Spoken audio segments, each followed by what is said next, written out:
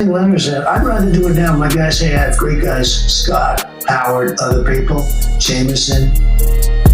They're talking to all these countries. We made a deal pretty much with India. We made a deal with China. We made a deal with UK, great people. We made deals.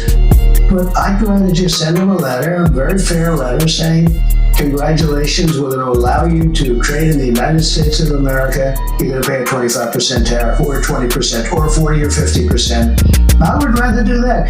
So when I say, well, I'm trying to extend the pause, I don't think I'll need to because I could. No big deal. It's like TikTok. I'm extending that, but no big deal. We have a buyer for TikTok, by the way. I think I'll need probably China approval, and I think President Xi will probably do it. Who's the buyer? I'll tell you in about 2 weeks. Of the big technology company there. Very, very wealthy people. It's a group of very wealthy people. But what I want to do is, and what I will do just sometime prior to the 9th is we'll send a letter to all these countries. There's 200 countries. You can't talk to all of them, no matter how many people you have. You can't talk to all of them. We'll send a letter and we'll say we consider it a great honor, and this is what you'll have to do to shop in the United States. We're like a department store to shop in the United States, and you'll pay a 25% tariff. And we wish you a lot of luck, and that's the end of the trade deal. Because we have something that nobody has. But if I didn't get elected, I'm telling you, we wouldn't have had a country left. You know that better than anybody. Nobody covers it better than you.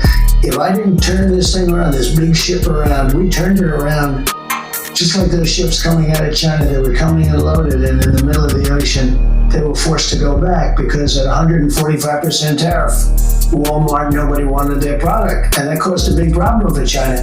And then I helped China. So by reducing it. We still don't know. We don't have the clarity on what you're going to do with these expiration of these pauses. July 9. No, I think I just said it. I thought I just said it. You ready? You can send letters. I'm going to send letters. That's the end of the trade deal. I could send one to Japan. Dear Mr. Japan, here's the story. You're going to pay a 25% tariff on your cars, So we give Japan no cars. They won't take our cars, right? And yet we take millions and millions of their cars into the United States. It's not fair. And I explained that to Japan, and they understand it. And we have a big deficit with Japan, and they understand that too. Now, we have oil. They could take a lot of oil. They could take a lot of other things. But basically, and I'm for doing it right now, we send letters out to all of the countries explaining to them, we'll look at the deficit we have or whatever it is with the country. We'll look at how a country treats us. Are they good? Are they not so good? Some countries, we don't care. We'll just send a high number out. But we're going to be sending letters out starting pretty soon. We don't have to meet. We understand. We have all the numbers. Listen, what we're going to do is we're going to send, and we're going to say, congratulations, we're allowing you to shop in the United States of America.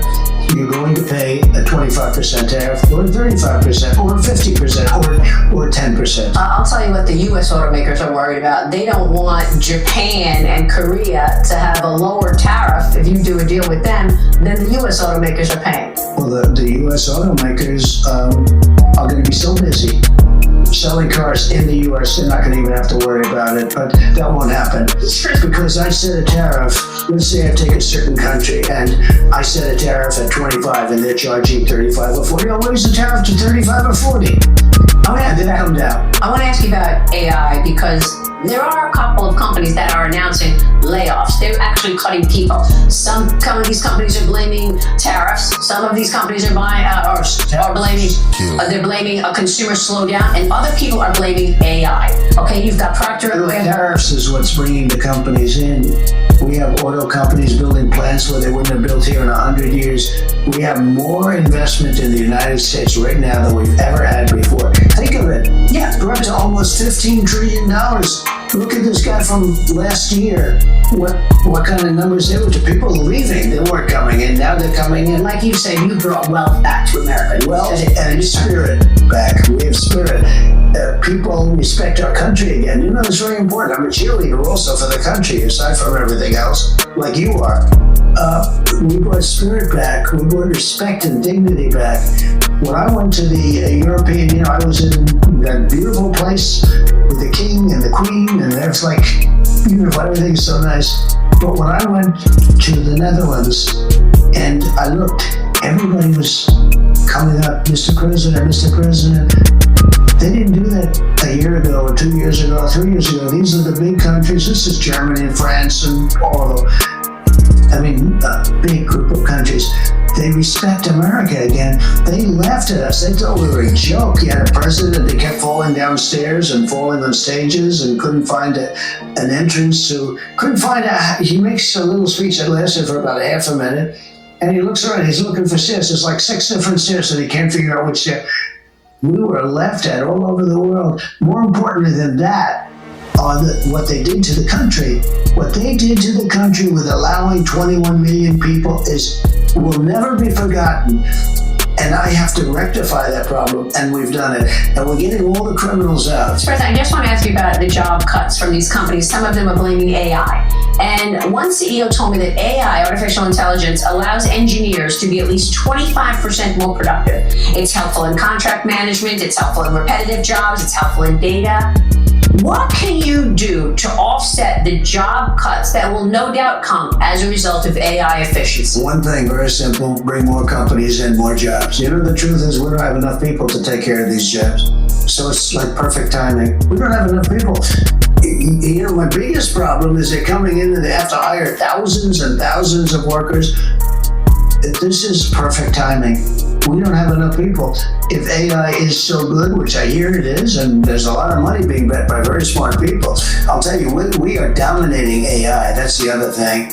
And they all said, well, we'd have a problem because of electricity. We don't make enough electricity. We would have to double our electric power. Can you believe that? And you know what I did? I had an idea. I said, when you build your plant, they are spending billions.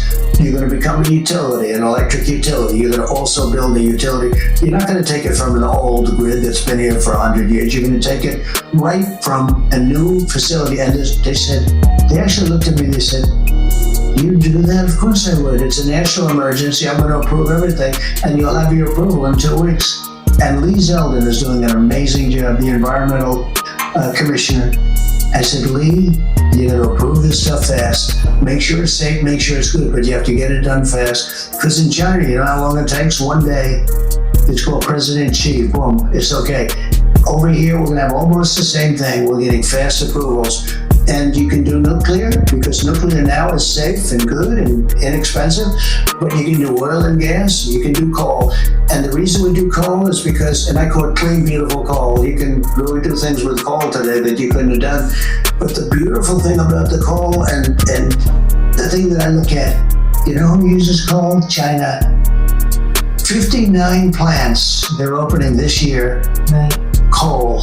You know why? It's very powerful. It's very powerful. So we opened up coal. We were closing all our coal mines all over the country, and yet we still have a lot of coal. We use the generating plants of coal because it's the strongest, and we're doing coal. So we have everything, every form. I don't want windmills destroying our place. I don't want, you know, these solar things where they go for miles and they cover up a half a mountain that are ugly as hell. And by the way, the panels are all made, and the windmills, they're all made in China, okay?